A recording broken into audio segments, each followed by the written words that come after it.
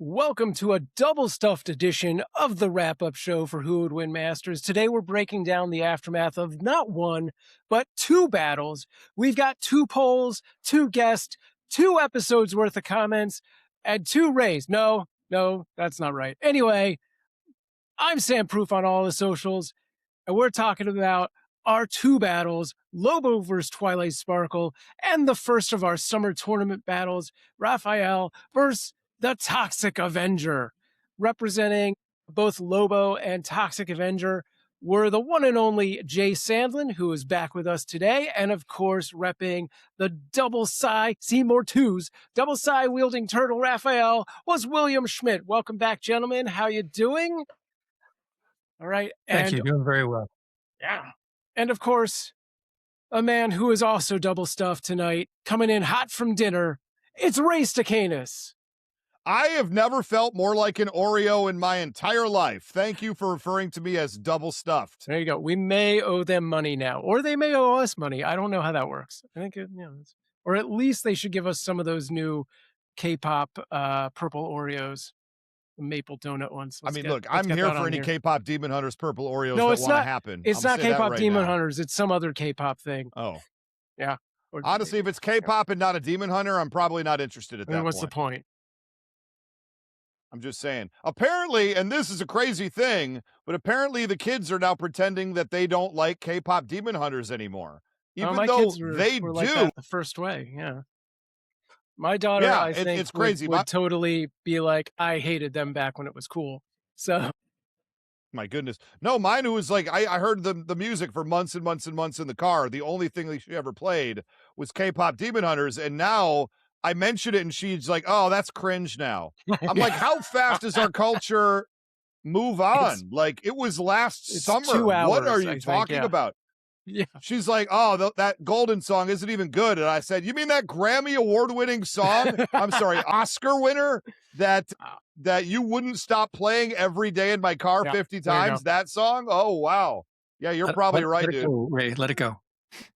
That song's good Frozen. too. Yeah, I agree. Also not cool. Oh, my goodness. The second one's cool, though. That comes out. The second for my 11-year-old. Essential. It's the best But one. Jay Sandlin, this is a very big day for you.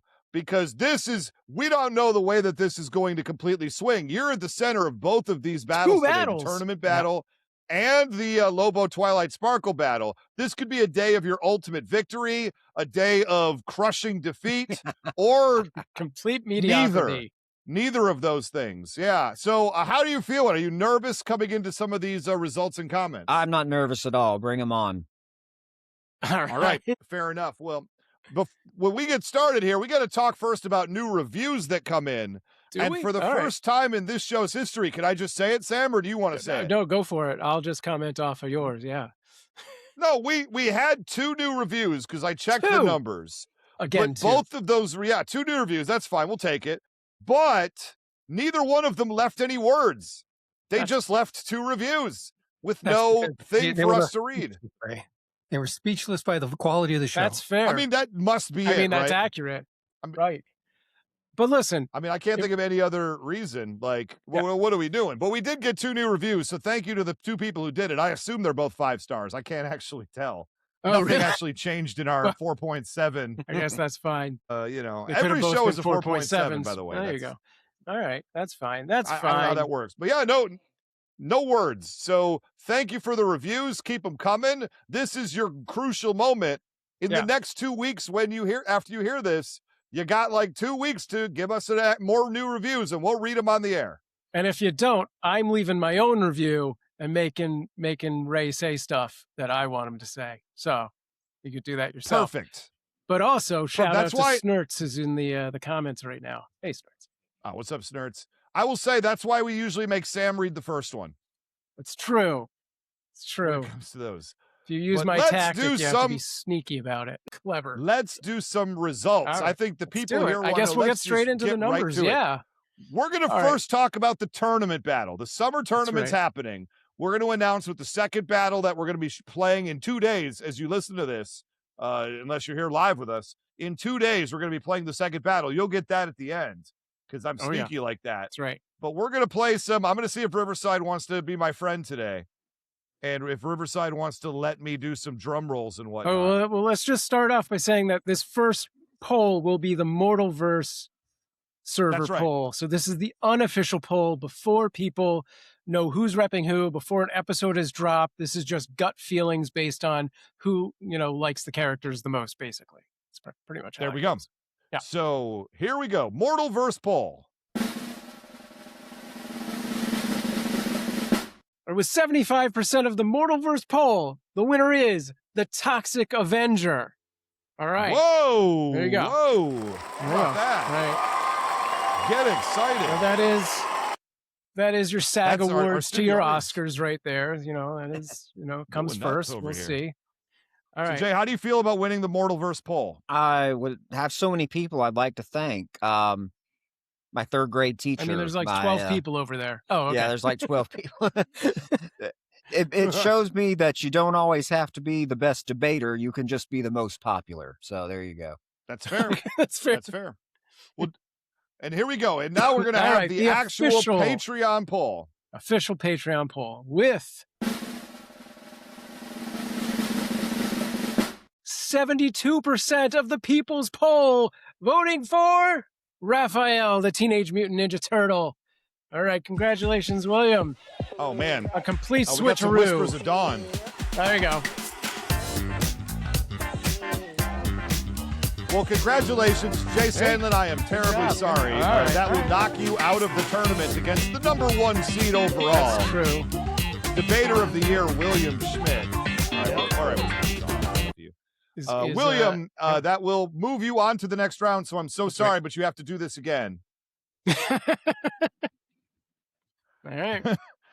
That's how it works. So first off, they always say that the better story comes from the losing locker room. So Jay, I want to get your opinion first. 72% went with Raphael in this battle. Anything you feel towards the voters? Anything that you feel that that they might have missed or that maybe you could have improved?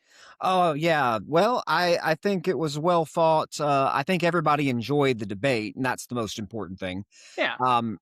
100%. William came at me with this version of Raphael that I didn't know as well as I could have, and it's definitely an OP version. So I got to give him credit for reaching and finding that one that could really roll with the Toxic Avenger. I don't think the traditional Raph could have rolled with Toxie very well.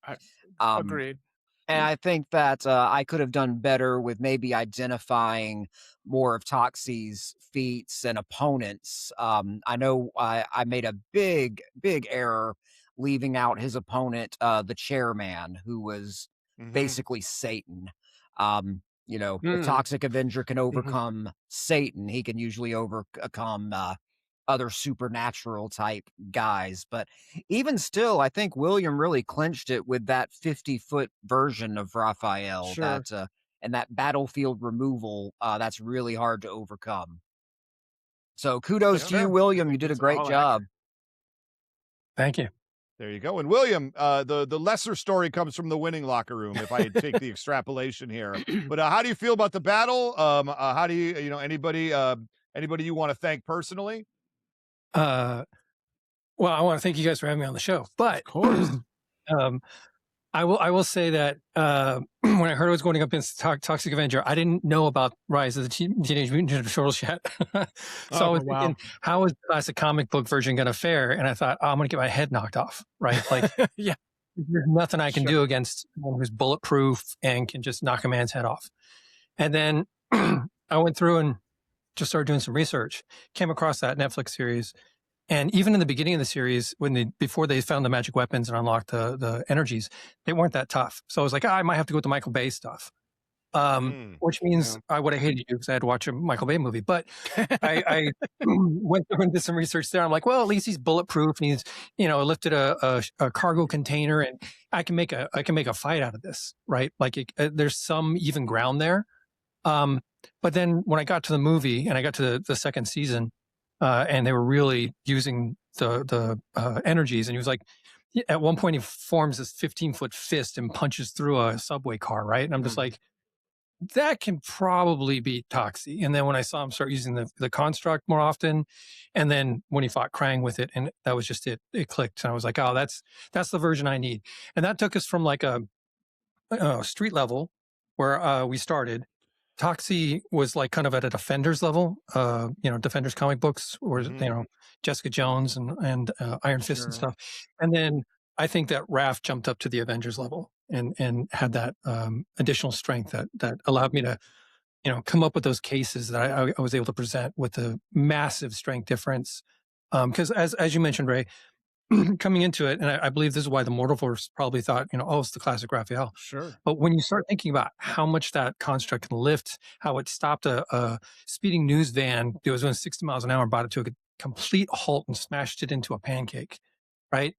Suddenly the strength levels flip and you're like, oh no, that is stronger than Toxie, right? And able to take hits at least as well as Toxie, if not better.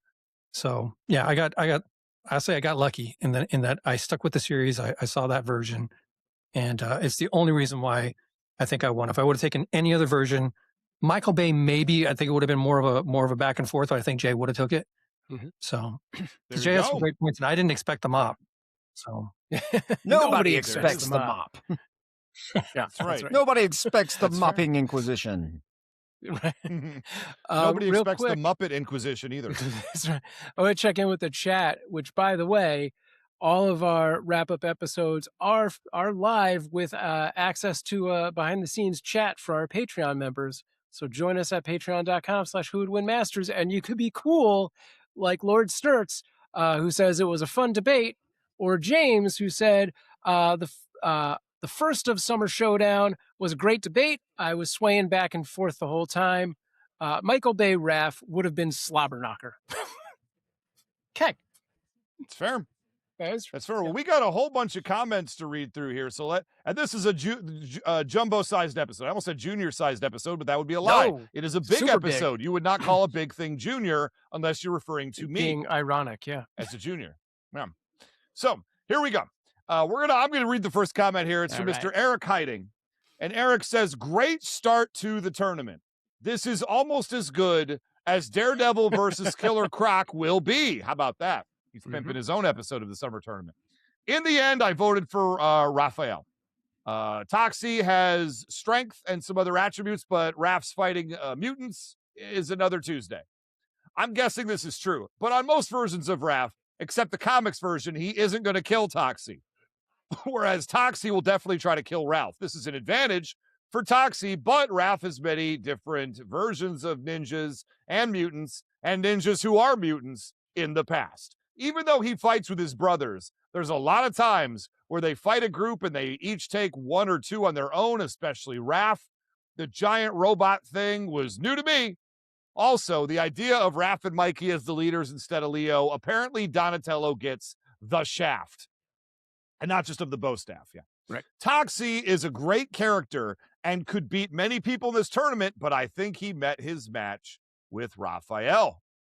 Yeah, I mean, I think of all the characters that were pulled for this tournament, this was, legitimately the only one that really would give him a fight. Maybe Mr. Freeze, but I think you couldn't have matched this up any better.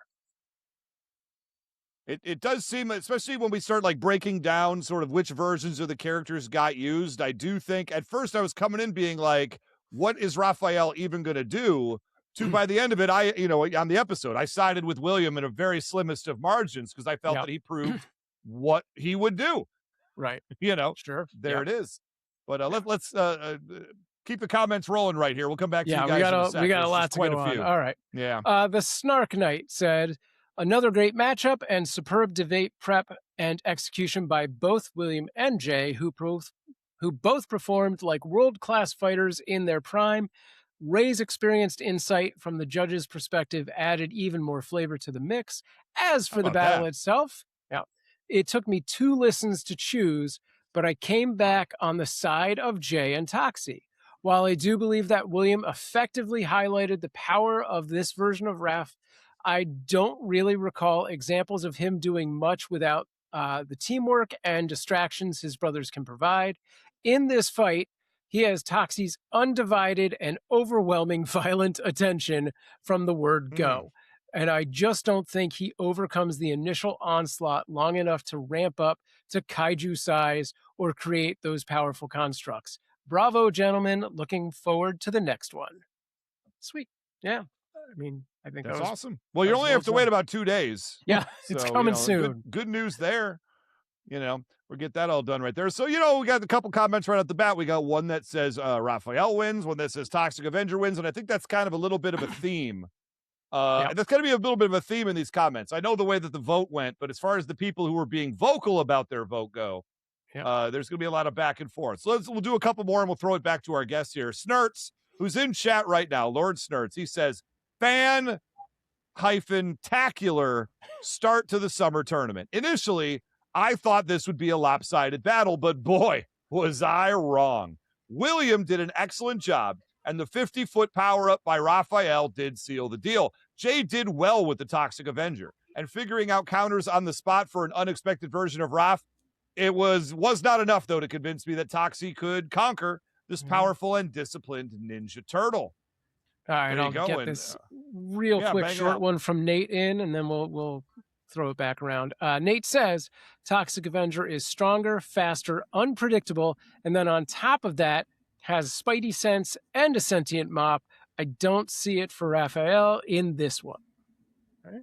So a little bit of both for everyone. That's fair. No, anything in the comments really sticking out to you guys right now? I would. Stronger is questionable, right? The mop, certainly the mop is an advantage. Yeah. And the Spidey sense, I think I diffused the Spidey sense. I do recall you coming in on that one. Yeah. Whether you take that view of it or not, that's I guess the question. So, sure. That's fair. Jay, anything jumping out at you so far? It seems like some other listeners agreed with me that the Kaiju Raph was hard to overcome. It's fair. I would have given, I did even myself give the Kaiju Raphael version a lot less weight because unless he's a Kaiju most of the time, which he is not, I kind of have a hard time seeing that as like in the spirit of the character. Even if it's a thing he did in that series, that's fine. But he's not walking around 50 feet tall in the series. So I kind of defend back to that. To be fair, in season 2, he's using his powers all the time, right? He forms the big meat gloves with the size on them. He punches through things with the construction fist. The Kaiju is only used like twice, from what I understood. Okay. Right? So I too have owned Hulk hands and have anger issues. So like it's fine. It's not a positive. I'll say that right now. Look, we got Lynn Stein right here. Hi, Lynn. Thank you for joining us. I've been gone a few weeks, but I'm back like the Terminator. I didn't know anything about Toxic Avenger coming in and certainly didn't know this version of Raphael, so I only have the arguments they gave to judge by. The mythical contracts seem a really effective encounter to Toxic Avenger's durability. The shell was proven to handle at least as much as Toxie was said to put out, and Raphael being more nimble, ninja-style fighter, I feel makes him a great counter matchup, as he'd be able to almost stunt on Toxic Avenger during the fight as he dodges around him. Yeah. Right. There is, I think, a speed advantage, definitely, with Raphael. Oh, it feels for that sure. way, at least. Yeah, I don't think that's a question, but yeah, that seems right.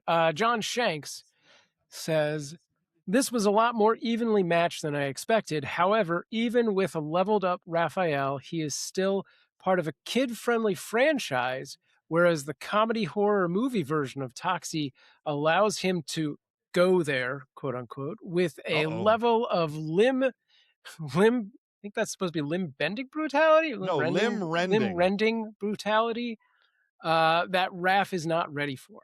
It's an interesting Toxic point. Avenger is known to rend limbs. Yes. Yes. Okay. Yeah. I'll go with that 100%. We'll crank out a couple more here. Forbidden Mob, buckle in. We got some long ones coming up here. Oh, you get to read a really long one next. Good luck, Sam. Forbidden Mob says, this is how we love Forbidden Mob. Thank you for joining us. This is how you start off Summer Game Fest. Summer Game Fest. I was at Summer Game Fest. I'm completely aside right now. It was wonderful. They did it right. They did it right in the courtyard where the office I work in. So they had to let us in without like press badges or anything. Because what choice do they have? What are they going to do? Security to stop me from going to work? You can't do that.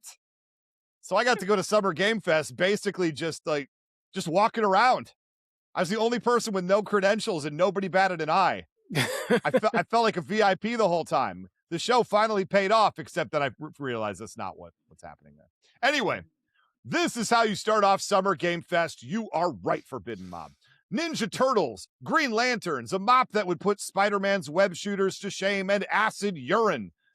Lol. That's right. In all seriousness, this episode was amazing. These guys overprepared, and it showed. I've never been so back and forth on who was going to win between points. I knew nothing of this version of Ninja Turtles. Sounds amazing. I feel like these two matched up incredibly well.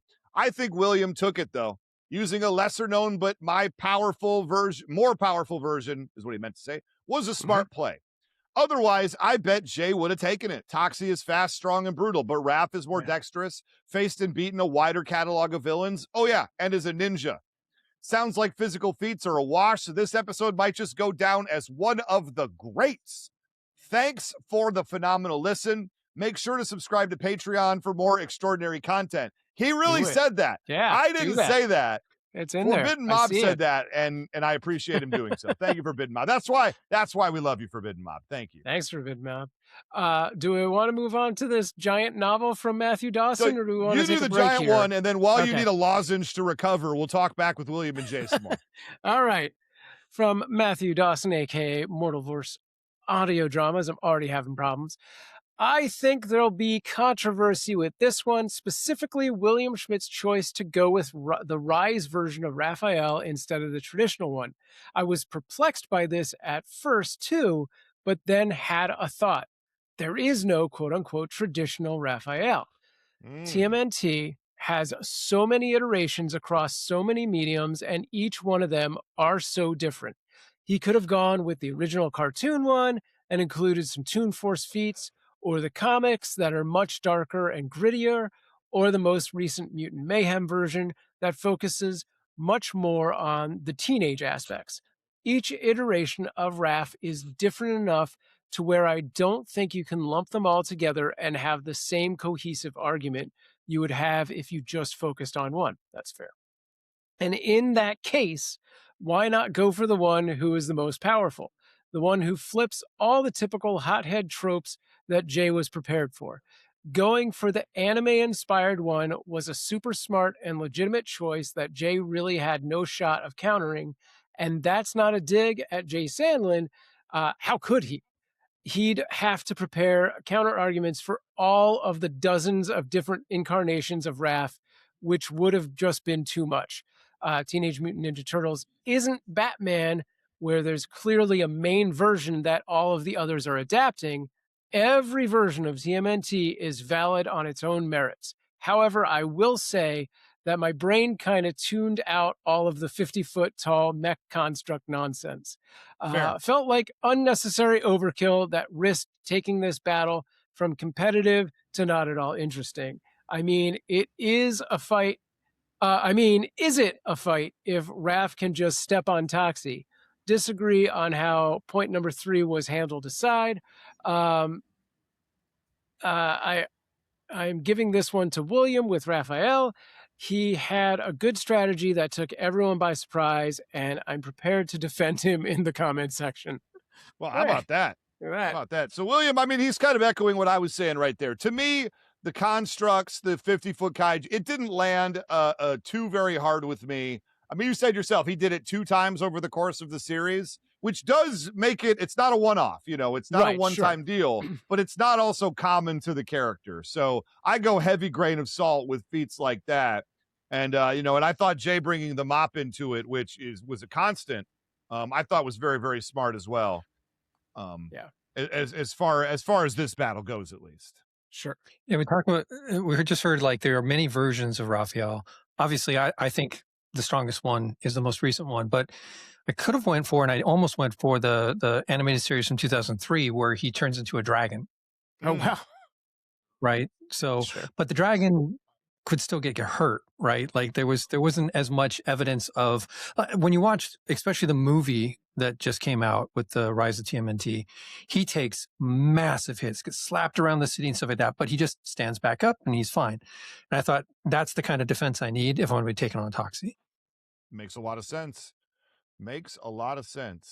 Jay, anything you want to add to that? Not really. Fair enough. Well, we got 2 more comments to read right. right here. And I'll read the short one, and then you get the You long one son to of a- end. How about that, Sam? What's going on? I got Cam Sully's right here. Cam Sully, and what I appreciate about his comments, not long-winded. Not that we don't want you guys to express yourself. I want to be clear about that.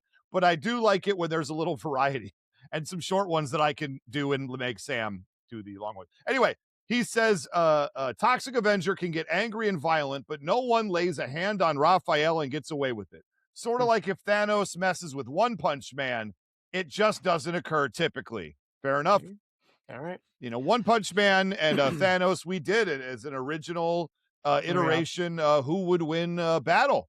And I took Thanos in that battle, and I feel that 7 Ways to Sunday, I proved within a shadow of a doubt that Thanos would have beaten One Punch Man in that battle. And I don't remember who the judge was in that battle, but I will say they made a terrible mistake. And so sad that episode has been lost to time. What are you going to do? All right. Well, we might have to bring it back. All right, Ollie Lowe. Possible. Like a redo, if you will. Well, you know, we said before we had some audience suggestions that got a little bit of heat in our Discord comment section.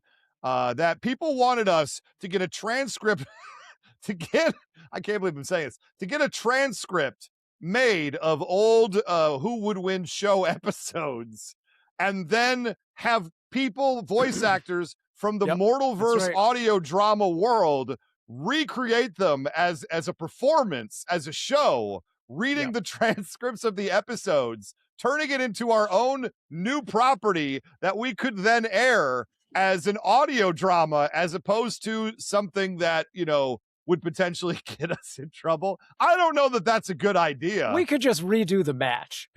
We could just redo, you know, that's why we did Lobo versus Twilight that's Sparkle, right. We did. Right? That's why we did that.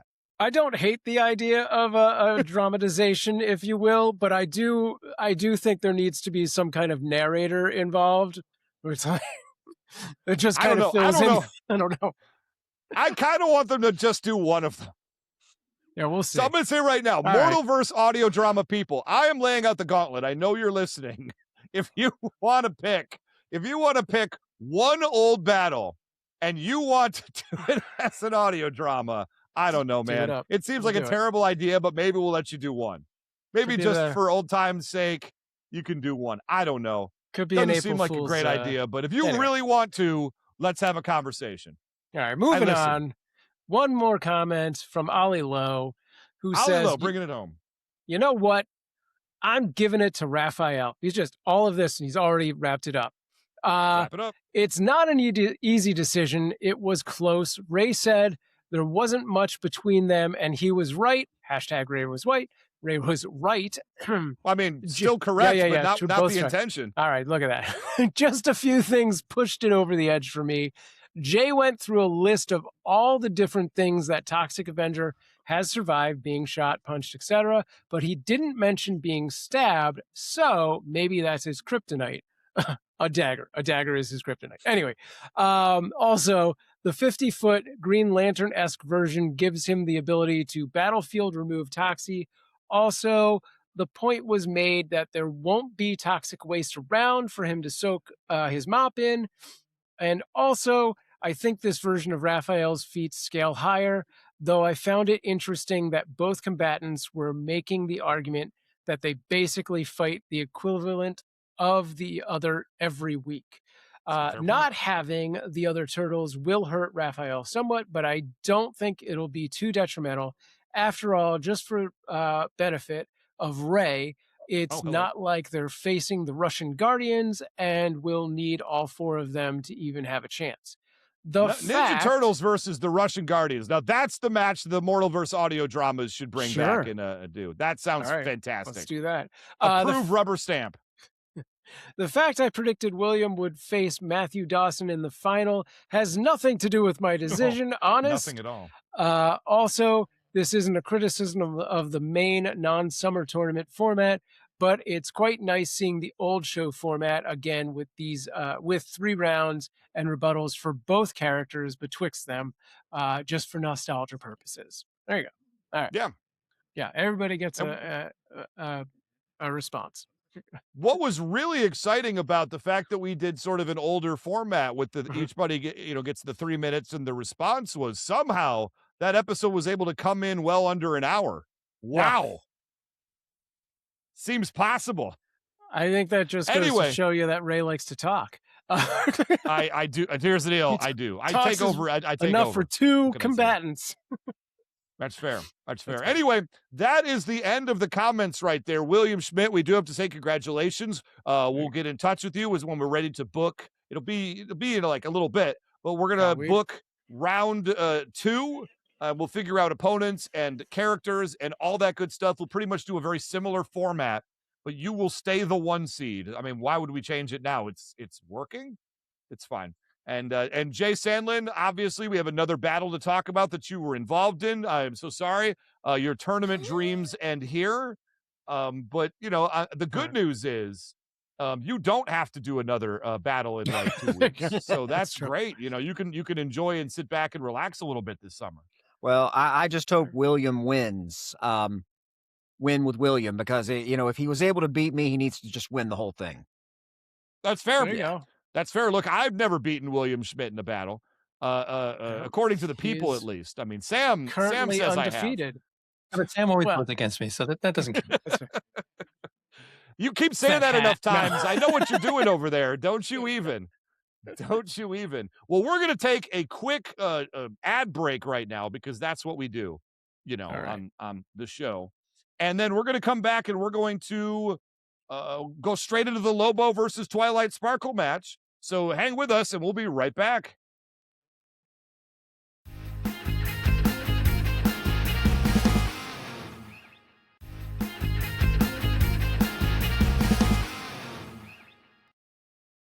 All right, we're back. We're going to jump into the second battle with Lobo versus Twilight Sparkle. We're going to kick things off with the Mortalverse poll results.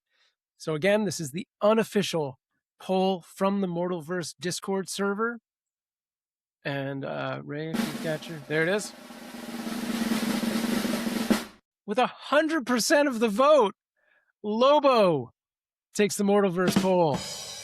There you go. That's obviously a rip. Mortalverse did not go 100% for Lobo. Are you kidding me right now? 100%. Well, clearly Ray doesn't on the Mortalverse voting. So it's going to keep playing that over and over again. I would think somebody would. There are no bronies in the Mortalverse. Are you kidding me right now? Confirms it. He says we did. That is one hundo. Deeply, deeply upsetting. All right. Well, thankfully, the people on Patreon clearly are going to know more. So let's go ahead and we'll run the drum roll here for the complete reversal. Winner. All right, here we go. Patreon official poll. With 75% of the vote, the winner of the Patreon poll is Lobo. Congratulations, Jay. Wait, what? You kicked a pony's butt. This is heartbreaking. I felt that I won that battle. I felt that I didn't dominate that battle. I'm going to be very clear about that. But no, I'll say it. I dominated that battle. And I don't understand what the people at home are even doing. I only got 25% of the vote. And it wasn't like only like 8 people voted. There was a good number of people who chimed in.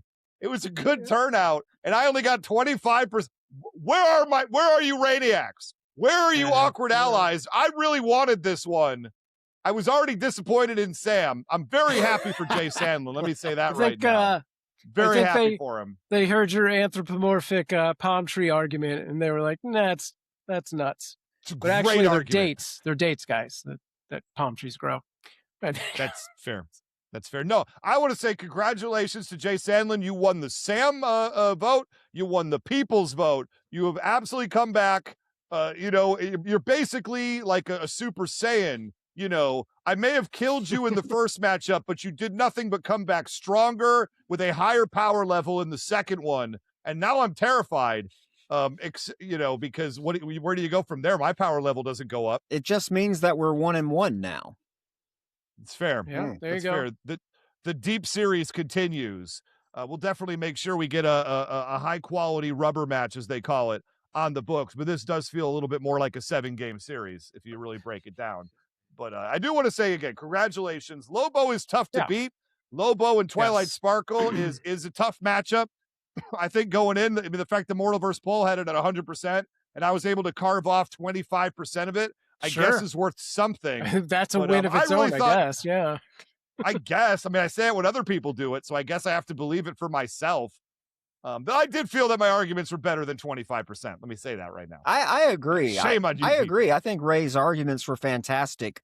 They were just abstract. You know, Twilight Sparkle's powers are kind of hard to grasp. It's hard to vocalize. It's a visual medium. And, you know, the abstract nature of the power compared to Lobo's brute force, you know, maybe for some viewers, listeners, it's easier to imagine brute force overcoming the power of friendship. Yeah, that's fair. That is fair. It's a very fair point. Well, we have another giant pile of comments to get through here, so we'll come back to it. William, did you listen to the Lobo Twilight Sparkle episode? I know you don't have a comment here because we were compiling this earlier. Do you want to start us off here with sort of any of your thoughts about the episode? No, it's queued up. I haven't listened to it yet. Oh, okay. So here's the deal. We're going to spoil the whole thing for you right now. But that's fine. Well, clearly we already did. He did so much homework for his own tourney battle. He didn't do homework for this wrap-up episode. That's fair. That's fair. You know, I do wonder, because we dropped, you know, 2 battles in 2 weeks, if that was too much for most people. So let us know, you know, in the comments going forward, if there's too much to take in. Maybe we'll space things out. I mean, it's only for the tournament time. I think people like getting more battles. I'm going to say that right now. I do think more battles. I've been doing a lot of trips to Disneyland, doing a lot of filming for the new site. That's right. So I haven't been listening to much. Gotcha. That's fair. That's right. We got a YouTube channel to consider, you know. That's fair. I mean, it's no Game with Ray 2, but like, what is, you know, really, when you break it down. Anyway, I'm going to start the comments here. Eric Hiding. Wait, what? That's not right. right. I'm on the wrong part, guys. I scrolled back to the top again. We start with Mortalverse Audio Dramas, aka Matthew Dawson. And he says, well, I'll be the son of a bastich.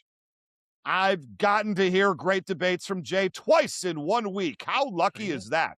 And even better, this is a time I get to vote for him.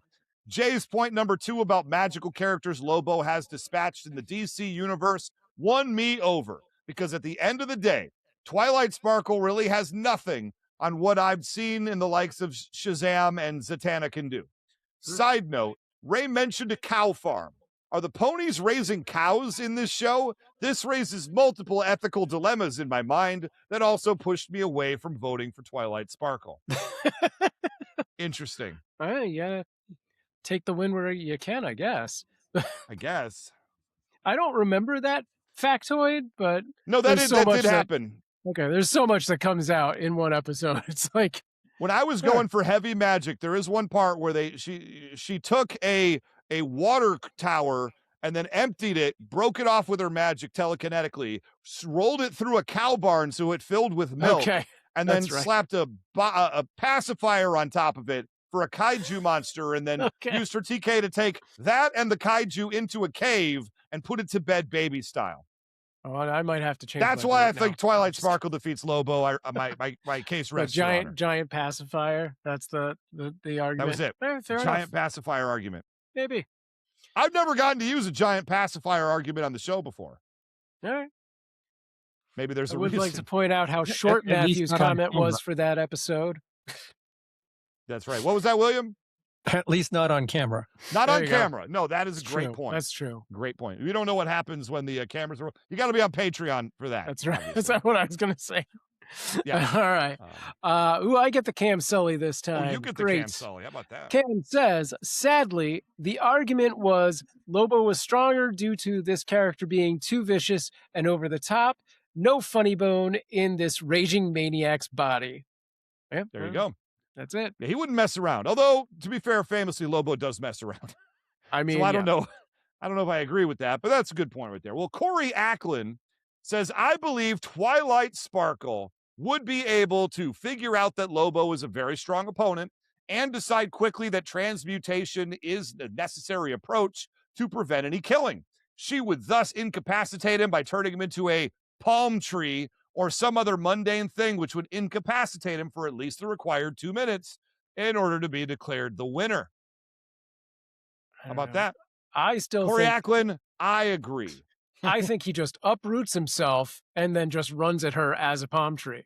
That's just how it feels, which might be more of a freakazoid thing, but it's hard for me to distance Lobo and freakazoid. They're one and the same. Did we ever use freakazoid on the original incarnation of the show? I feel like we did, but I can't remember. It feels like we should have if we didn't. Oh, well, if not, let's do it. All right, should we read one more and then kick it around? Let's read one more and then kick it back to the panel. Yep. Lord Snurts says, Jay won me over. His points about Twilight Sparkle's anxiety and the lack of support from her fellow ponies was good. It was clever to bring up Goku and Boo, not a known feat for Lobo, but given how ridiculous his powers are, it clicked with me. The transmutation was Ray's strongest argument. Finally, the random encounter with no prior knowledge is key. I think Lobo wins the first round and gets his butt kicked in the next fight. That's fair. There you go. Yeah. It's a very fair point. I don't know how he does it when he's turned into a palm tree, but that's a different story altogether. I'm going to stick with the palm tree argument. And runs at the pony. Also runs through a cow barn and gets a lot of milk on the way. Makes them all slippery. That is correct. Yes. That's right. Jay, anything you're sussing out of these comments so far? I like he said, he would just beat up Twilight Sparkle as a palm tree. And Lord Snurts in the comments says throws coconuts. There you go. He'd be making a lot of comments about how he's got hard wood. So I mean, it's a Lobo. If it's a Lobo comic, he definitely is. Lobo has resisted magic in several forms, and he's fought Dr. Fate, and I don't know. The transformation would go wrong if we would fight him as a palm tree. He has also lost to those characters as well. I should also put that on the record. But not right off the bat. Normally he does quite well in the beginning. Yeah, a lot of people don't know what to make of him, and then he starts hitting with the speed and strength of Superman. And, we got to figure out what's going on from there. Let's see. Will his coconuts be frags? Is being asked in the chat right now. And I think yes, they would have to be. If it's a Lobo. Again, Lobo's the kind of guy, and I made this point when I repped Lobo before. Lobo is the kind of guy who anybody can, like, you get them in your comic book and then you beat them up and slap them around, and it's sort of like what happens. It's like if you're any other character in a Garth Ennis Punisher, you're probably going to get clowned on a whole bunch. But Lobo's the kind of character that goes into other people's comic books and destroys them. Yeah. And that is one of my favorite things about Lobo, is the fact that you're not safe just because your name is the one on the title, right? You don't get any writer's credit for that. They want Lobo to come in and disrespect you. So does the palm tree version of Lobo still smoke a cigar, and would that burn him? That's the question. It might burn him down. That's a good point. Yeah. We got to think about this. All right, we got some longer ones coming up now. Lord Moxford, who says, if the only tool you have is a hammer, then everything looks like a nail. That is the approach that Lobo takes. He thinks that if you come at the problem with enough force, it will inevitably be overcome. This is absolutely wrong in the case of Twilight Sparkle, though. Twi has the ability to tank Lobo's hits, block Lobo's hits, dodge Lobo's hits, which negates the hammer approach. Ray just gave too many paths to victory. Lobo's defense to battlefield removal is his hog, which I think Twilight Sparkle would transform into a literal pig to more or less remove it from this battle. That's great. That's honestly pretty good. Ray said many of Lobo's losses come at the expense of being tricked. That is true. Twilight Sparkle is a lifelong learner who's known for her education and intelligence, making her very well equipped to outsmart the arrogant Lobo, who would not perceive a pink and purple alicorn as an immediate threat. Lastly, the magic. Twi's magic is next level. She is one of the top magic users in her universe with an artillery of spells. Lobo has a notable loss to Dr. Fate, just mentioned that, a very powerful magic user in his universe. While Lobo has many wins over lots of tough opponents, he has a weakness in magic that is Twi's strength. That Twi thing, that's really throwing me. She has the intelligence to outsmart him and the strength to take his hits. I don't see how he wins. How about that? That's part of the 25% right there. Sure. That's an awkward ally hashtag. Thank you, Lord Moxford. All right, should I keep going or do we want to take a break? Yeah, keep rolling it. Let's keep going. Forbidden Mob says, I'm with Snurts and Sam once again. Lobo is faster, stronger, more durable, and has a crazy healing factor. His opponents that he's beaten include Captain Marvel, like Jay said, Magic Superman, Green Lanterns, and there's no commas in this at all. Not at all, no. Magic Superman, Green Lanterns, and the Flash. His Toon Force might be more insane than Deadpool's. Yeah, I think that would counter the transmutation. Twilight Sparkle would poop herself, as ponies do, when she saw how brutal and ravenous Lobo is. Maybe if Twilight had a couple more ponies, she'd win. Or Plan Time, which is against the rules. It was really close. Ray, that's where that ends. It was really close, Ray. You and Jay were phenomenal. You were the man to beat. I guess we shouldn't be surprised that our community members are getting better and better, dueling one of the best around. Excellent episode. I feel spoiled with all the content we're getting. Well, thank you. Yeah, they been say a lot iron of really sharpens iron. There you go. So yeah, this has been a pretty good season so far. All we can do is screw it up from here. So I look forward to ultimately a great decline happening. In the near future, obviously. Moving forward, Guardian got in right at the end. Guardian says, I'm going with Lobo on this one. TS might be able to TS. People don't want to write out Twilight Sparkle. It's too long. No, they do not want to. Copy and paste. TS might be able to hold him off for a bit, but he's got more than enough power, intensity, and varied attacks to keep her on her toes.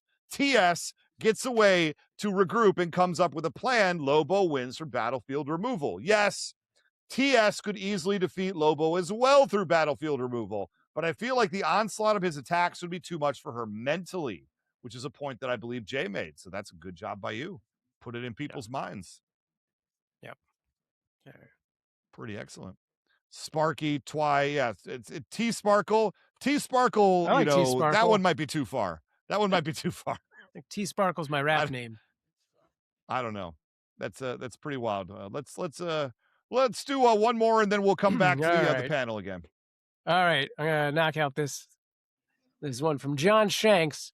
Says it was very close and came down to the arguments, which it should always, gang. But Jay... It should always. But Jay, is it just me or does he sound like Christian Slater managed to edge out the victory?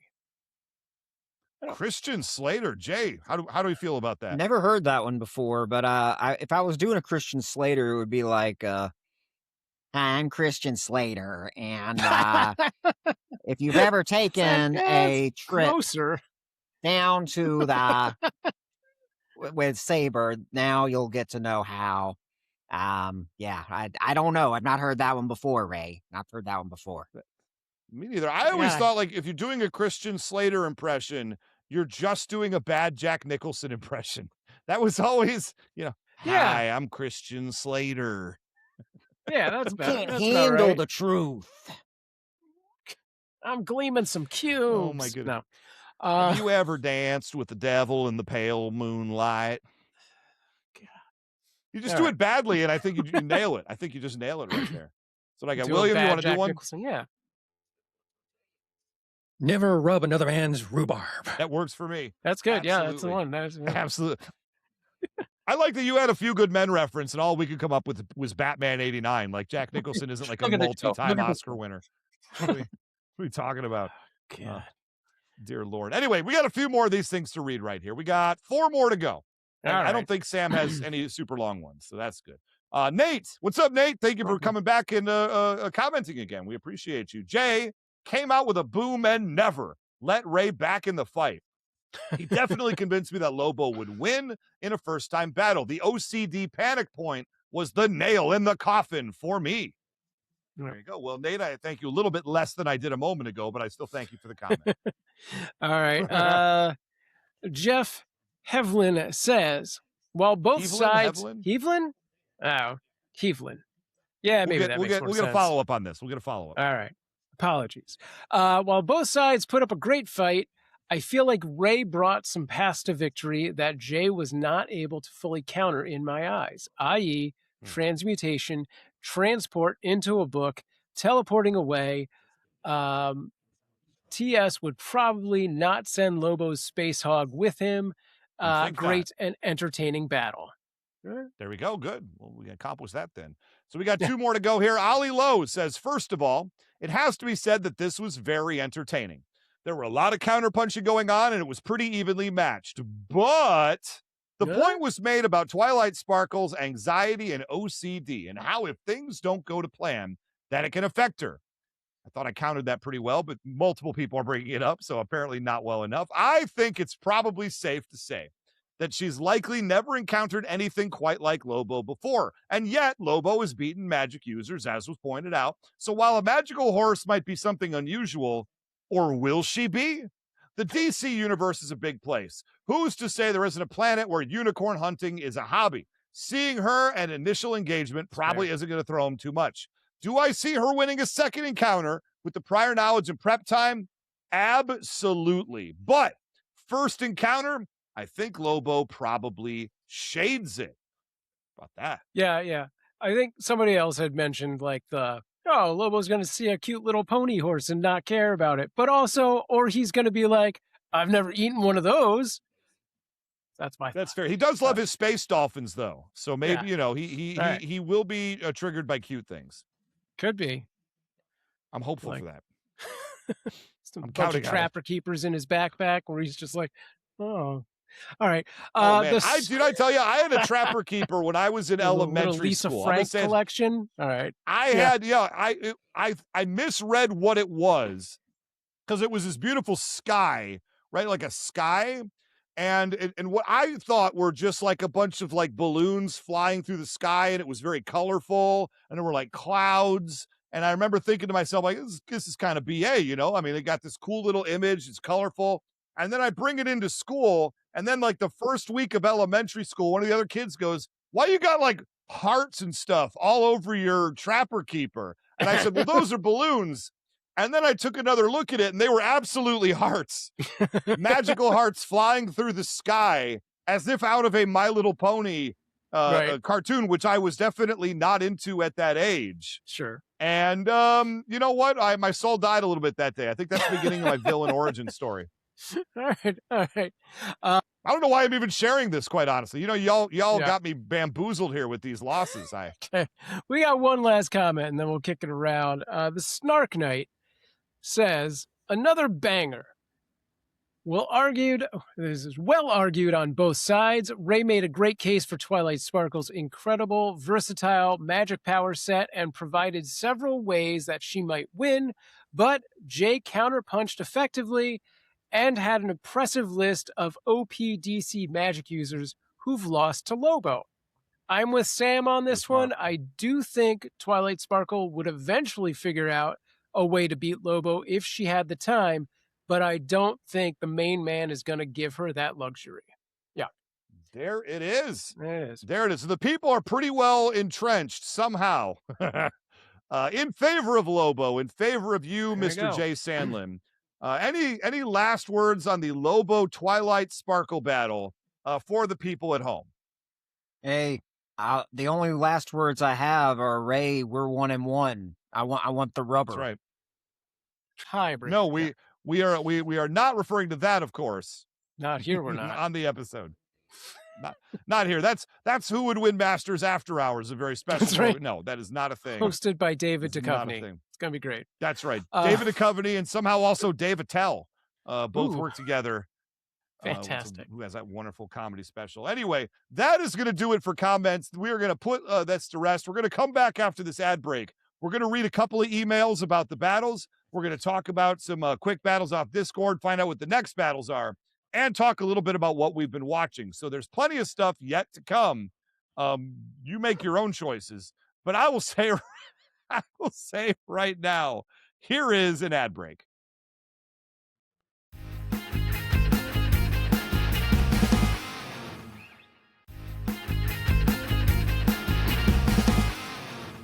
And we're back. James in the chat asks, where's the link to that show? That is the Who Would Win Masters After Hour. Yeah, we might have to make that a Patreon milestone. When we hit... It's a Patreon exclusive. Yeah, that's right. Yeah, we hit That's right. 1,000 Patreon members. We'll see what we can do.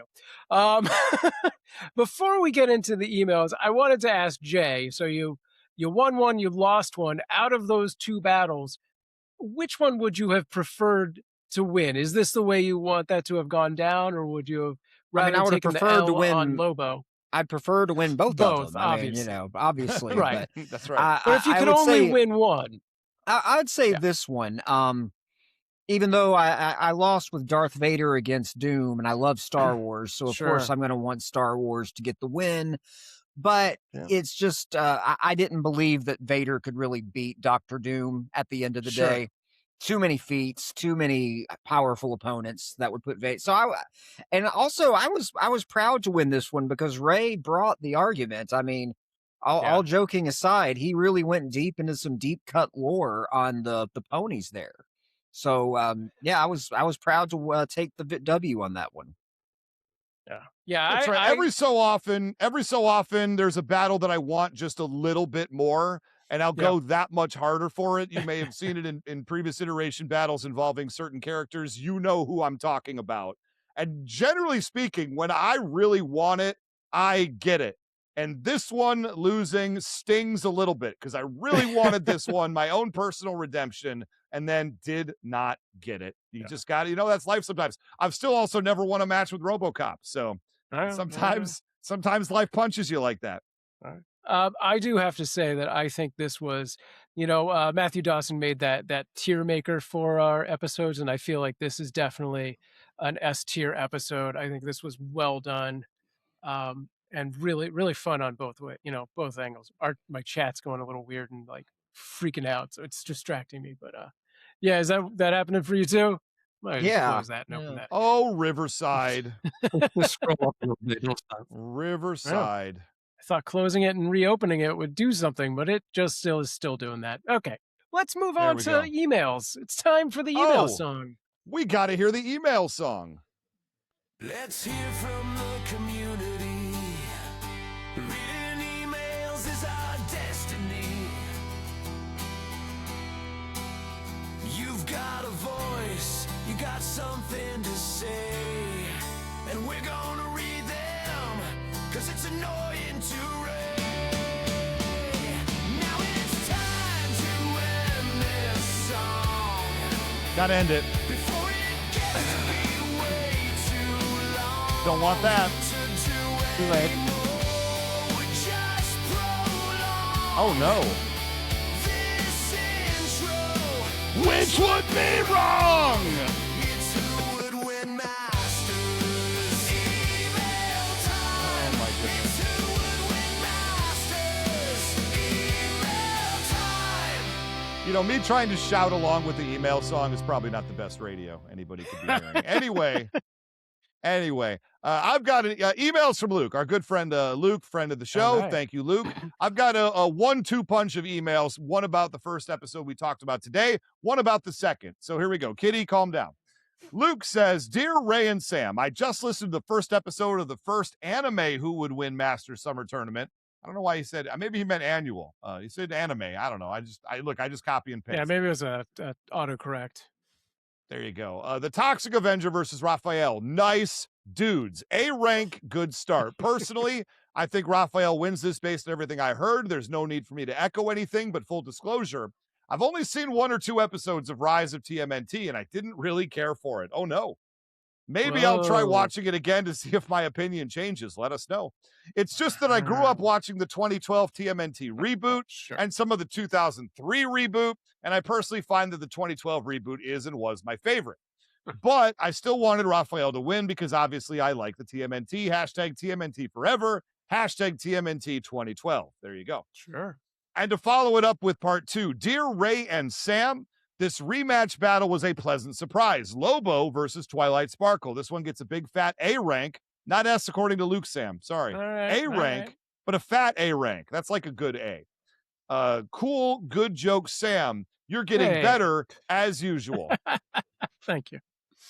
Honestly, I'm only familiar with Lobo through Superman the Animated Series, and I did not want My Little Pony growing up, obviously, because I'm a guy. Guys can like My Little Pony. You can like it. It's okay. It's 2026, Luke. As I tell my own kid, things are not gendered. You can like whatever you like, and it does not matter. But you might find things more appealing than others. That's fine. When I was a kid, I absolutely hated My Little Pony. Because look, the 80s were a different time. We were taught differently when I was a kid. How about that? Anyway, I'm overthinking it. These two seem evenly matched. Yeah. But I do think that Twilight Sparkle would win this one. I do vaguely remember some key points and details from the first time these two were on the OG show. If I recall correctly, Robert Clark Chan was the judge. Well, that would explain why I lost. During that particular episode, I still think that he was right back then, and I think the same thing applies now. Twilight Sparkle would very likely use a method of battlefield removal on Lobo for her to win. Obviously, somewhere other than DC's version of Heaven or Hell. She could trap him in a book, a la Goosebumps, or SpongeBob Victory over Doodle Bob in the episode Frankendoodle. Some other pocket dimension or something like that. While Lobo was originally made to be a parody of every OP Edgeworld of the 90s, and with having what may as well be Looney Tunes-style Toon Force abilities, he's not World Breaker Hulk, to my knowledge. He can't punch his way out of a book. He'll probably turn into a lesser gangster-style spoof of the Erazor Jin from Sonic and the Secret Rings. Either that, or Twilight Sparkle will use the Want It, Need It spell on Lobo to basically, as I once heard, turn him into Gollum and make him chase a Precious. That, in my opinion, would be crazy, stupid, hilarious to see, either in a comic or on screen. And if I'm not mistaken, Lobo is a bounty hunter from the groups known as Legion, and that he will basically just take a job for money and fun. Ergo, he leaves. And Twilight Sparkle wins through a form of hypnosis to instill avarice in him, which is another word for greed. Oh, see, we're showing off now. Even if Lobo summons copies of himself, all of them will be affected by the Want It, Need It spell. So, hashtag Ray is right. Hashtag Ray was robbed. Hashtag main man maimed. That's a good one. Hashtag Lobo greedy. Hashtag magic. Thank you. And I hope you guys enjoyed Sonic's 35th anniversary like I did. Thank you, Luke. We appreciate you very much. Interesting. We appreciate your emails. Yeah. Interesting take right there. Did that change anybody's mind out there? Did those emails make you wish you voted for Twilight Sparkle instead? Well, you don't get to, so you should have thought about that earlier. Here we go, everybody. We are in the home stretch right now, and actually not running not ridiculously long. I think we're being very mindful of time because we know it's a lot. Quick battles. I chose 4 because I was just going to do 3, but the 4th one I thought was too good. So Ollie Lowe, I'll do the first one. You do the next one, Sam. Sure. Ollie Lowe is Battle of the Frauds. Zap Brannigan from Futurama versus Gilderoy Lockhart from Harry Potter. For some reason, I was thinking about this earlier, and I have no idea why. Military leader of questionable skill versus author turned school teacher, also of questionable skill. Both have an ego. Both have a streak of vanity. What do we think? Got some thoughts out there? Zap Brannigan and Gilderoy Lockhart. I do feel like, yeah, I also am big Zap Brannigan fan.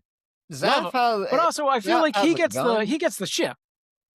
Yeah, and I think he has a gun. I mean, yes, Gilderoy Lockhart has a wand, but have they ever fired it? all of his spells are just memory related, right? So he just maybe leaves. Yeah, my first thought is Gilderoy Lockhart in a walk because he's got magic. Harry Potter magic is not to be trifled with. There's some vicious stuff in there. But you mentioned Zap Brannigan as a ship. I mean, is there a crew? He doesn't run that ship by himself. Zap Brannigan. Yeah, he's got a whole crew. Look, Zap without Kif is nothing. Zap is dead, is what he is. Yes. I do like the Fallout New Vegas meme with Zap Brannigan saying, that's child's play. You go north out of Good Springs. And I will always, that's all I can think about when I think of Zap Brannigan because I'm a Fallout maniac. And you know what? I will agree with you guys. I think Zap Brannigan takes it. You've all changed my mind on that. That's great. Let's try the second one. All right. Matthew Dawson says, one of Godzilla's arch enemies versus that weird mecha John Kramer on the Saw 3D poster. Who mecha John Kramer from the Saw poster? Yeah, I don't know the reference, and I meant to look it up ahead of time. Thanks for giving me the weird one. What is happening here? Okay, hold on a sec. I'm gonna share screen for the video folks at home right now. Okay. Because I found it and I don't exactly know what we're looking at here, but it says in Saw 3, 2006, the giant mecha John Kramer from the poster is never seen in the movie and is never explained. They built him like he's like, I'll go back to Fallout. They built him like he's Liberty Prime from Fallout 3 and 4. What is happening here? Mecha John Kramer. It's like the Iron Giant. Maybe they're like, yeah. If the Iron Giant was in Saw, yeah. Maybe they were like, one day we're going to take that Easter egg and make something out of it, and that day has never come. Well, the question I would have, does Mecha John Kramer also have incurable cancer? Because that would be, he's not doing well in those movies. He is not a physical specimen. Fair. It also looks like they didn't finish building him yet, which is going to be a big weakness against Mecha. I got to go Mecha Godzilla here, although I didn't know this poster existed, and I'm so glad we looked it up. That is, look it up at home. That is weird. That is weird marketing. Yeah. The second Death Star also did not look like it was finished, so I wouldn't put too much weight on that one. That's a great point. But the second Death Star didn't blow up any planets, to my understanding. Nope, just ships. Just ships. So, I'll put it out there. Put it out there. Okay. Now, battle number 3. We've got the Tick versus Obelix from the Asterix, I believe. You guys know Asterix? That was it was like Danish or Swedish the Viking comic book from like the 50s and 60s for the Vikings. You guys know this one? Okay. That's maybe too old school a reference.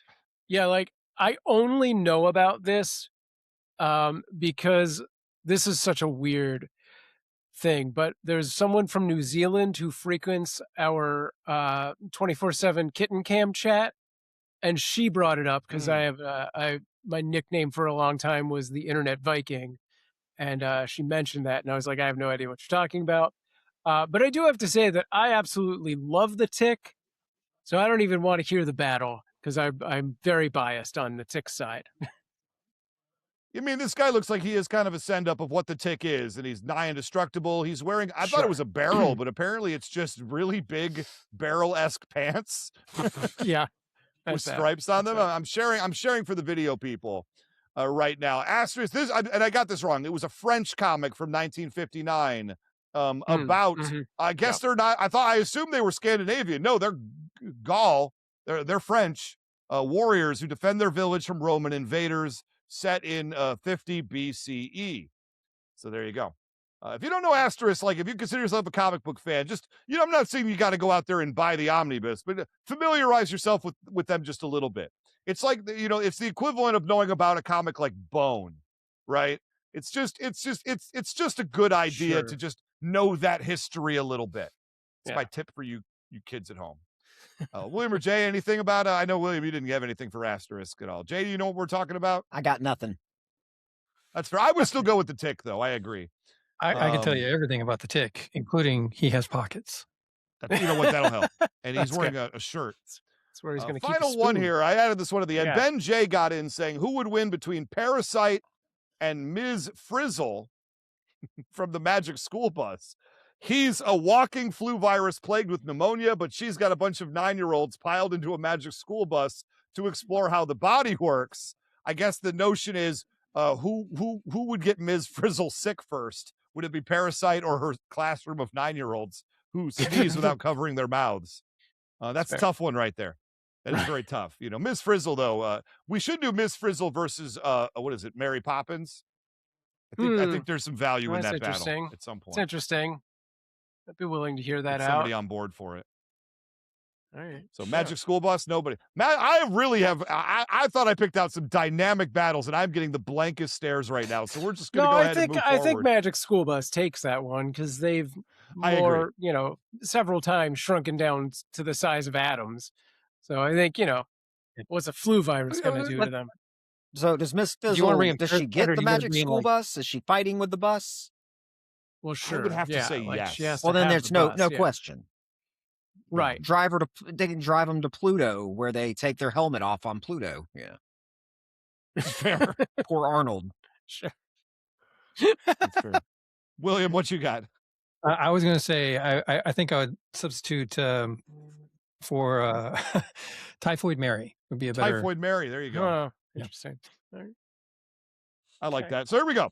We're in the final stretch now. We're going to talk about what we've been watching / playing / enjoying. Let's see here. So I'm just going to open it up right now. I've started rewatching again my Lupin the Third season 2 DVD sets. It is also available for free on Tubi, which is a delightful place to watch it as well. I'm like 30 some odd episodes deep, but there's like 165 episodes or something in this series. There's a lot of it. There's many, many discs in this collection. If you don't know Lupin the Third, the world's greatest gentleman thief, it's an anime from the 1970s. All the way up to today. It's one of the most popular animes in history, and the youngsters here in America probably don't know a ton about it. It's not your standard anime fare. This is a little bit more of a comedy anime, and it's about capers, and it's about heists, and it's about disguises, and like you could see a lot of DNA in the Mission Impossible movies was lifted straight out of Lupin the Third. And the thing that, I'll just say it out loud, one of the things that's real weird about watching it is that the way we dealt with races in the 1970s was a lot different than how people talk about it now. It's a little bit like watching old Scooby-Doo episodes where they'll do some things that are a little scandalous. But Lupin the Third, everybody, check it out. It's on Tubi. It's one of my favorite shows of all time, although I now have all 6 seasons of all 6 TV shows, and every TV series is its own deal. Like they don't build. This isn't The Office 6 seasons. This is 6, like I said before, 160 episodes. So series 2, I should say, has like 5 seasons in it, right?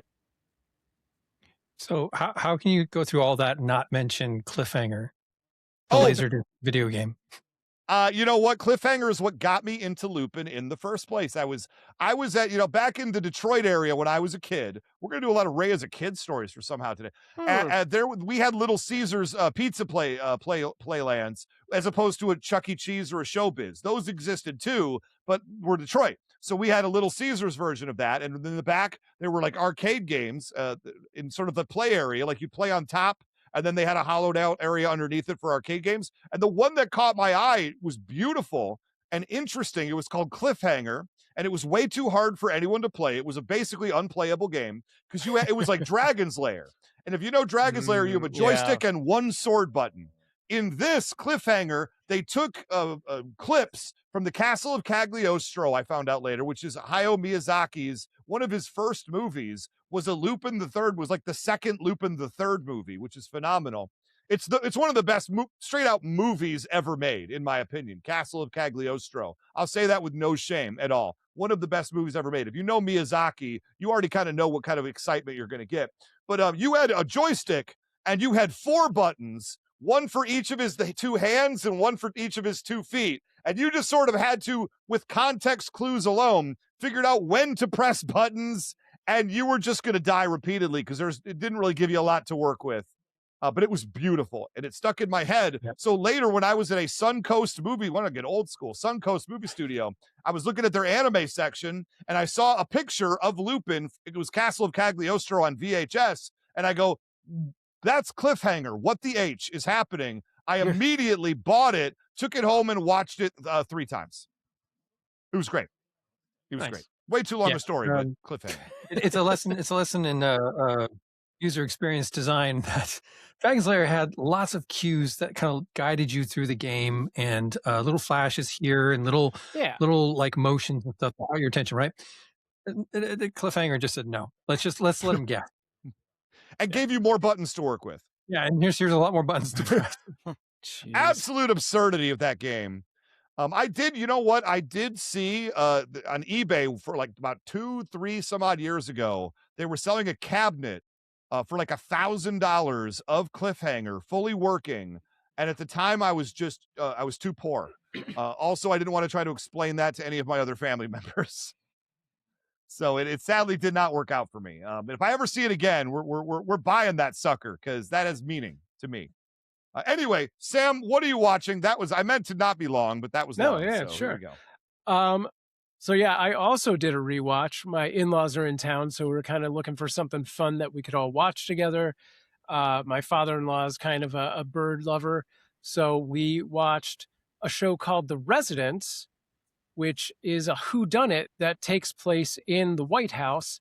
And it stars Uzo Aduba from Orange is the New Black as Cordelia Cup. She's the investigating detective who also happens to be a birder. So in between all of these moments where she's gathering clues and interviewing suspects, she's out there looking for a great horned owl or whatever, just to like ease her mind and stuff. And it's a really fun little thing. It's a great cast. It's her, Giancarlo from Breaking Bad, Randall Park, Jason Lee is like the president's brother. He's hilarious. Ken Marino, who's also very funny, and Bronson Pinchot plays a very aggravated French chef, pastry chef, and so many other great character actors are in it. It's and Jane Curtin, I have to put her out there because she's great.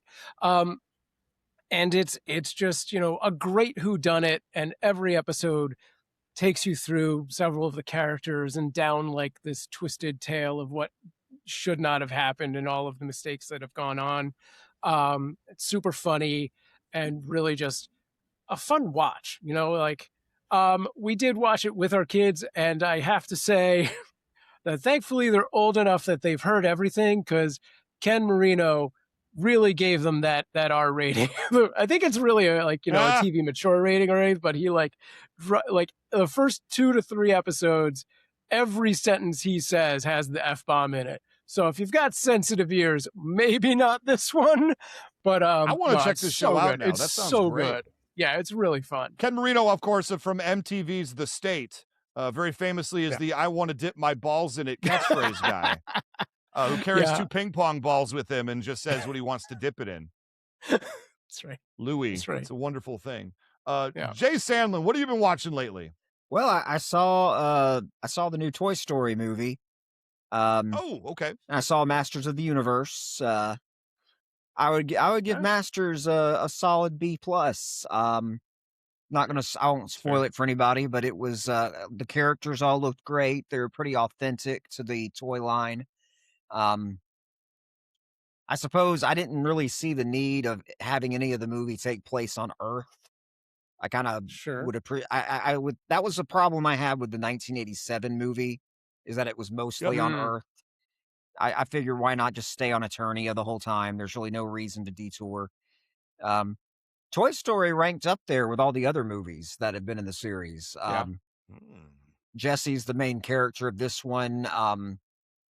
They gave Woody such a good send-off in the 4th movie that there was really no reason to bring him back in this one, but he was there. Tomorrow I'm going to go see Supergirl. I'm excited for that one. I haven't seen it yet. They would have had torches and pitchforks if they didn't have Woody in Toy Story 5 somewhere, right? And that's why he was there, but he serves no purpose. Yeah. It's fair. Yeah. I mean, he's done. Like you said, he's done. William, what you got? I've been working a lot on the channel. I'll put it in chat. Old Nerd 64. Both statements are true. I'm going to documenting Disneyland, doing all the rides, putting together videos. Nice. Getting a lot of use out of my Inspire Pass. So that's I do intend to see like a lot of movies coming up, and I did just binge Daredevil because I couldn't believe I didn't actually go back and watch that. But I just watched the latest season of Daredevil. I really loved it. But yeah, that's I got to catch up. The other thing I have to catch up on is my anime because what was the series ReZero just wrapped up, and I gotta jump on that one. That's season, I think, 5 just wrapped up. Fair enough. Fair enough. Well, I also have been working on a YouTube channel a little bit. We're just messing around with it. It's not meant to be like a deeply serious venture, but if you're interested, at Game with Ray 2, the number 2 on YouTube, because somebody had at Game with Ray, and I'm still mad about it. But I've been making some Elden Ring videos, some League of Legends videos. I've been playing some horror slot games. And for this summer, I kind of made my grand decision. I want to go back and play the Resident Evil games again. I bought on the Steam sale Resident Evil 0, 1, 2, and 3. I'm probably just going to do 1, 2, and 3 and then record it for some real play with me. We're going to go back to tank controls for 3 games worth. It should be a lot of fun. And I very much look forward to play. I've been meaning to go back and play them again anyway, and this is just the excuse I needed. I was going to play them on original hardware on either Dreamcast or PS1 or whatever, we wanted to hook up. But I put a poll out there on Threads at Almighty Ray 316 on Threads. And I asked, do you care? And the answer was no. People don't care if it's on OG hardware for this. So it's a lot easier to just do it off of Steam, everybody, especially with the Steam Summer Sale going on right now. All those titles were $5 a piece. So I'm feeling good about that. Let's one more quick whip around here, a halftime. Sam, give me one more thing we're working on. We're watching. Yeah, I just finished up the second season of the live action One Piece, which I never watched the original anime, so I don't have that bias going in. I enjoyed it. I thought how could you at this point? Yeah, I mean, I really thought it was a lot of fun. So that's all I got. That's great, Jay. Second round of watching. Yeah, anything else that you're watching right now? I know you mentioned a few movies out there. I've been binge watching Seinfeld lately, and yada yada yada. It's a all-time classic, epic. That is epic show. Well, anybody who watches Seinfeld, I know they're a master of their own domain. So, William, what do you got there? Any last things? Speaking of domains, Jujutsu Kaisen season 4 is rolling through, so I gotta start watching that. The simulcasts are coming out. The time I got reincarnated as a slime, season 4 is also going. I have to catch up on that, and I have to catch up on Feyrin season 2. So, like I said, I've been falling behind on my anime. So. Yeah, same. I actually canceled my Crunchyroll because I just wasn't keeping up with it, and I had too many streamers, and I just had to make some hard cuts in there somewhere. But if I paid like 4 months in a row and I haven't even turned it on, it's time to it's time to at least pause for a while, right? Feel bad about it, but that's where we're at. Anyway, here we go. Our next battles. This is it. This is the end of the show. This is what you waited for. Our tournament battle. Our tournament battle is going to be Chewbacca versus Mr. Freeze. That's right. We have Delvin Cox versus Matthew Dawson, two friends of the show, and they're going to be going at it super hard, and we're going to have a good time doing it. So be ready for that in 2 days. And next week, my battle on who would win Masters proper. That doesn't seem right. Every one of these battles is a gift. We're gonna stay in the DC universe and go DC versus Marvel. We've got Guy Gardner, the Green Lantern, versus Nova from Marvel Comics. Two intergalactic cops going head to head with each other. And we brought on Joe Slepsky for his debut. Joe is the host of the Joe on Joe G.I. Joe podcast that recently my other show, Knowing Is Half the Podcast, just did a 1-on-1 with him where he came on our show and I went on his show, and he was a delight to talk to. He's a truly delightful person, and I hope you enjoy him coming on and giving his take on how to do a battle in the Who Would Win Masters universe. So we've got Guy Gardner versus Nova, Joe Slepsky, Matthew Dawson. Get that poll up on Discord right away. There you go. You're going to hear that one next week. Get it up. I'll post my graphic soon. So, gentlemen, thank you both for joining us. If you have any final thoughts or you want to pimp your own socials, go for it. Jay, why don't you start us off since you were in two episodes? Thank you guys for having me. It was great. I don't have a lot to pimp. So just find me on, actually, Mr. James in the chat asked a good question we didn't answer. What would your guys' characters be for a third match? So, oh, I missed that one. I hope we answer that in the near future. That's right. That's right. All right. We got we were building up right now the next few debaters. I will say that right now. We're bringing back some favorites from season 1 that we haven't heard from in a little while, and I'm very excited about that. But also the hopper's still open right now. The hopper is still open. So if you want to email, and I'm sure we'll talk about it, but if you want to email whowouldwinmasters@gmail.com and you would like to come on and debate me, bro, I've got some cool guests coming out, and I'm working some angles right now to get some people that have never been on the show before. Would be awesome, as well as, some returning favorites. So, but we'd love to get you in there too. So what the heck? William, maybe you think about sending in a 1-minute demo and coming back sometime. Can I just splice together my last 2 battles? Maybe that's good enough. Give That's me a probably highlight good reel. enough. There it is. All So right. those are our next 2 battles, everybody. Sam, I'm going to let you take it home from here. All Did we right. let William do his No, thing yet? let William. No, we didn't. I just started talking. Old nerd 64 oldnerd64.com on Instagram, on YouTube. So oldnerd64. All right. Well, that closes our polls for these two awesome battles. But if you have more thoughts on them, join us over on the Discord. And of course, make sure you're signed up to the Patreon, patreon.com/whowouldwinmasters for the next two polls. And, all of the other great content, Ray's Game with Ray videos and such. And if you think you've got what it takes to face off against Ray, send a 1-minute video demo of yourself to whowouldwinmasters@gmail.com, and we may see you in the challenger's chair. I want to take a quick moment to thank our newest Patreon followers, Finn Hurry and this mysterious Jay Sandlin. Thanks for joining the Patreon. And a shout out to all of our members who are supporting the show through Patreon: Ryan S., Dylan G., Chosen, Michael S., Matthew Dawson, Ollie Lowe, William Schmidt. Hey, look, he's here too.